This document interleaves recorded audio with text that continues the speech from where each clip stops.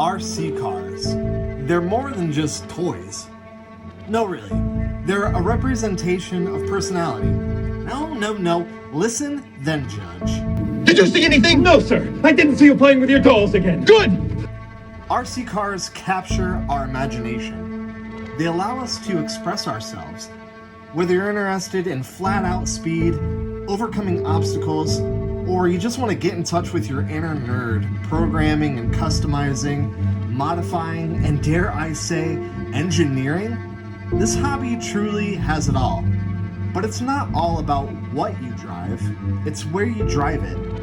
RC hobbyists can't go past a construction site without imagining launching their basher off the biggest pile of dirt they can find, or past a giant empty parking lot without wondering how fast they can get their car to go. And every hike in the woods would be way better with your crawler. But I think my favorite place I've ever driven an RC car was here. Street Break Circuit in Tampa, Florida. A 10th scale ribbon of track where time stops and you get lost in the zen of drifting. Every corner has so much detail that you don't even notice the detail. I've seen model railways with less convincing scenery, and those guys are the ultimate nerds.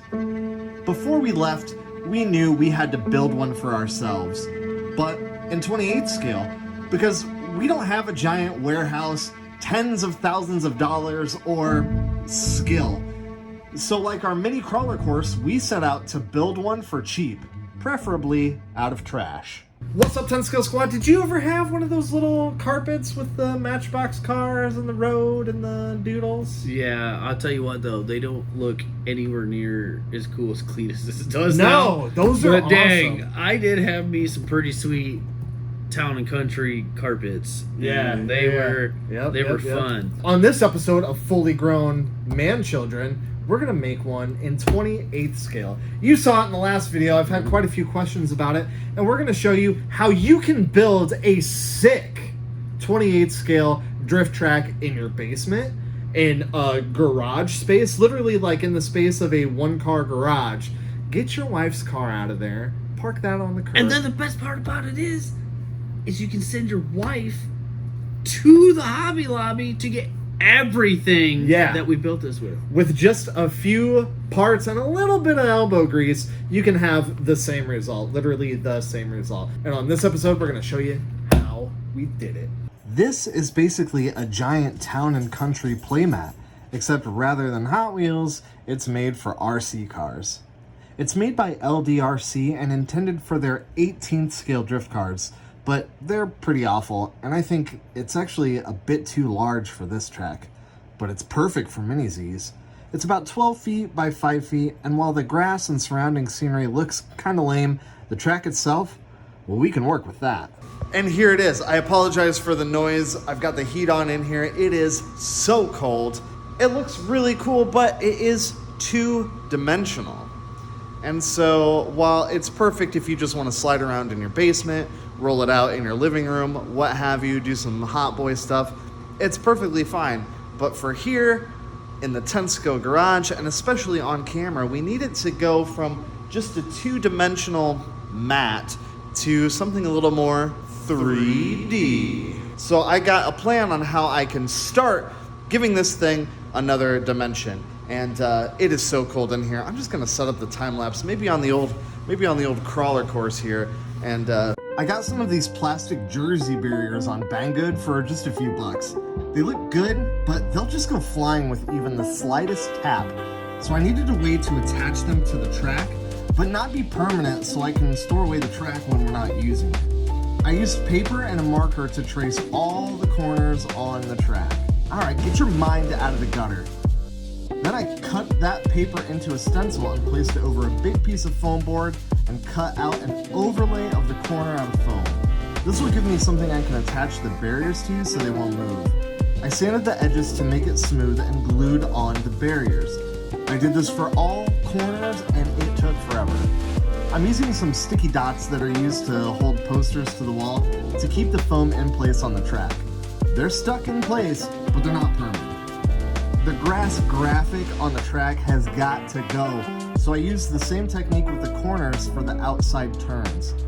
Trace the edge of the track and make a stencil, then cut it out of foam board.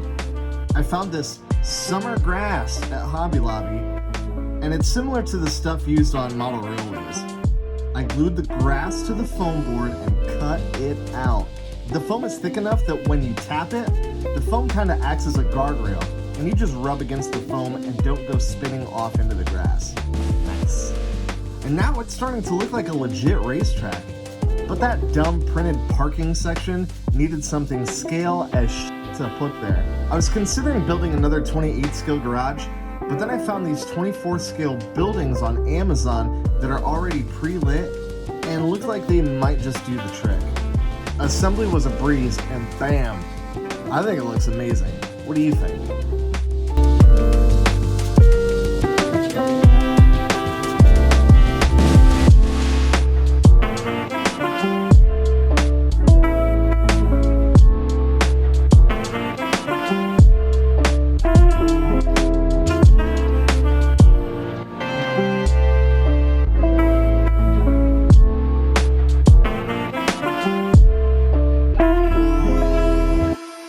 Some scale buildings and some cheap trees from Amazon, it was really starting to look like something.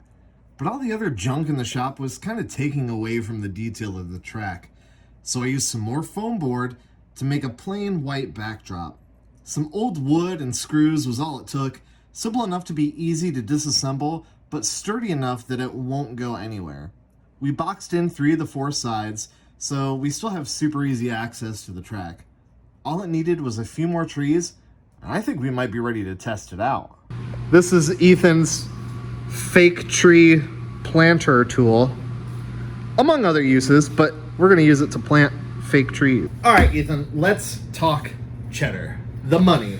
Ooh, dollar bills, y'all. So the track itself, I bought the track itself from Banggood for $56, a steal, I think. But it wasn't bad, but not what we expected though either. No, not the pictures were a little deceiving. Yeah, but it works. Yes. But now it is $83 on Banggood, so we got it just the right. Well, you guys better get on it now because after this video pops, it's going to be about $123. Yeah, I know. So $83 for the track. The jersey barriers, $10 on Banggood for a bajillion of them. We could do that again. Like we have enough. We could do the. We whole could set up twice. like an SSCA autocross course 100%. with what they set in that box, Yeah. and it's like they're not even 3D printed either. They're injection molded. Like they are nice looking, clipped together, work great. The trees. We got 2 packages of trees. I spent $30 on trees. Those are the cheapest. Those are the cheapest ones I could find. I did this weekend too. Yeah. The grass I spent $7 on our grass. Now I got it on clearance. I got it for half off. So it's originally like $7 or something. So I got 2 for 1, but $7 on grass, not bad at all from Hobby Lobby. $48 in foam board and like poster board that we use for the base and we use to go all the way around. So quite a bit of money on the poster board, but we have some left over. We have a bunch left over. We could build a little mini Cookie Mart. Yeah. Because it's not a Hot Boy track. Little mini dispensary or yeah, whatever you want. You never know. So all in, without the parking garage, without the coffee shop, we're looking at $188 if you wanted to recreate that yourself, which you should. Now, absolutely. The parking garage, those are pretty expensive. $70 for the 4-spot parking garage and $68 for the coffee shop, which is like double-decker.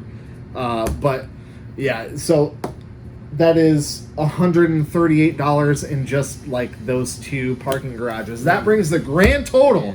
What we spent less, but if you wanted to recreate that for yourself right now, we're looking at $326, less than $350 for the sickest 28 scale drift track. I don't think that's bad at all. Not bad. If you can show me one cheaper, I'd like to see it. Yeah, for real. And that quality. Yeah. And that quality. And I'm not going to toot my own horn. We'll put some work into this. Yeah, man. It's taken us 2 weeks. Yeah, I was gonna say roughly 2 weeks. It's taken us 2 weeks of like meeting up here, off getting and this on done. nights. You do this, I do that. We both meet up, do some stuff, and it's kind of been interesting. It actually took less time to build the crawler course 100% than it did to do this. Yeah, but the great thing about it is, you know, we can pack up that whole thing in 30 minutes and have it broken down and stowed away. And next fall, if we want to break it out, probably 30 minutes to set it up. Like, it's so easy to set up and tear down now. So if you wanted to recreate it in your basement, in your garage, you could absolutely do it.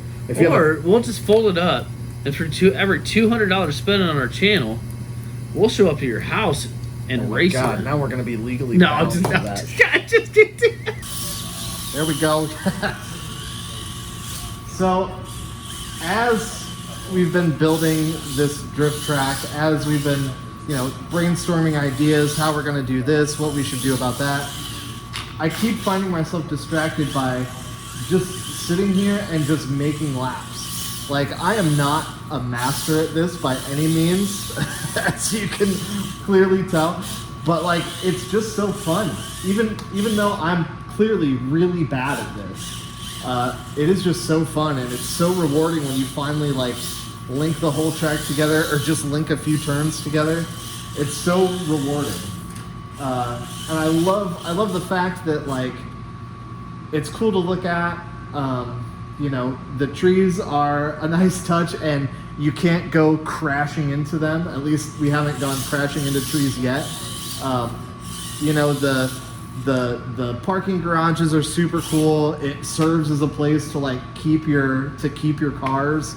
And you know, they're definitely expandable. Like, you can just keep stacking and stacking and stacking if you want. Yeah, it's just it's so rewarding to have just a sick place to just come and hang out and just make some laps. It's almost therapeutic in a way, you know. It's good to do, and plus it's good to do stuff that's difficult, like drifting, especially like power sliding an all-wheel drive car like this in a drift-like fashion. I'm not gonna say it's easy. Like, there are definitely, you know, like a Kyosho Mini Z will definitely, it's a better chassis to do this, and it is a little bit easier, but like it's not easy, but it is very fun and very rewarding. Yeah, to get it right when you do get it right. Well, Ethan, what are your final thoughts on our drift track? I'm proud of it. Oh man, we're talking like mini Formula D here. Yeah, we've been talking about it for a while. I was like, man, it'd be cool to build a drift track. You know, it's been hard. Well, and to be real, this has been like a year or two in the works. Mm-hmm. Like, we have literally set up so much stuff on our just cement floor here, trying to figure things out. Tape after tape, pulling it up, trying different things, and just nothing ever really. I think, you know, fit that bug we got in Florida. Yeah, like exactly. When we went to street break, when we went to street break circuit, I was like, we have got to do this. Yeah, it's so almost 2-3 years. Like, we've been working on this. Yep, and now we got one, and it's so sick. It's cool, and it was a lot of work, but now like it's so easy. Like, you could absolutely recreate that yourself, and you don't have to do all the stuff that we did. You don't have to have the border that goes all the way around the track. You don't have to have the parking garage. Or you don't have to have any of that stuff. Like, if you just want to go slidey boy, just get the mat. Worst case scenario, $100. You got a mat, and you got something cooler than some tape on the floor that we had been doing. Yeah, and like this is just the first iteration of this. We can add to it. We were looking at like train decor, you know, for like model train sets. There are so many cool things that you can add to this thing. Really build it and customize it and make it whatever you want. And I'm excited to see where it goes. We've got some good ideas, but what are your ideas? What do you think we should do? Do you have better ideas? Probably, they probably do. Also, probably, yes, they probably do. Let us know. Let us know in the We're down for all of them. Yeah, absolutely. Let us know what you would like to see us do with that drift track down below. And if this is your first time checking out the channel, welcome. I'm glad you found it.